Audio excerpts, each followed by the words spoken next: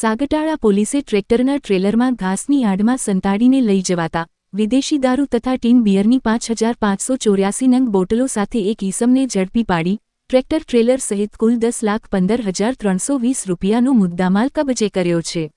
સાગટાળા police સ્ટેશનના police sub inspector GB Parmar સહિત police સ્ટાફના માણસો પેટ્રોલિંગમાં હતા. તે દરમિયાન તેઓને બાતમી મળી હતી કે એક લાલ કલરના મહિન્દ્રા ટ્રેક્ટરનો ચાલક તેના ટ્રેલરમાં સૂકા ઘાસની આડમાં મોટા પ્રમાણમાં વિદેશી દારૂની પેટીઓ લઈને નીકળેલ છે, જે દેવગઢ બારિયા તરફ જનાર છે અને હાલમાં ફાંગિયા ફોરેસ્ટ ચેકપોસ્ટ પાસ કરી આવી રહેલ છે.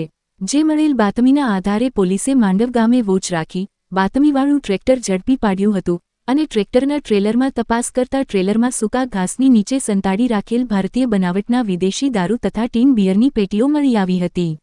જેથી પોલીસે 7,60,320 રૂપિયાની કિંમતની ભારતીય બનાવટના વિદેશી દારૂ તથા ટીન બિયરની કુલ 5,584 નંગ બોટલો કબજે કરી ટ્રેક્ટર ટ્રેલર સહિત કુલ 10,15,320 રૂપિયાના મુદ્દામાલ સાથે ટ્રેક્ટર ચાલક છોટાઉદેપુર જિલ્લાના દેસિંગભાઈ રતનભાઈ રાઠવાને ઝડપી પાડી આગળની કાર્યવાહી હાથ ધરી છે.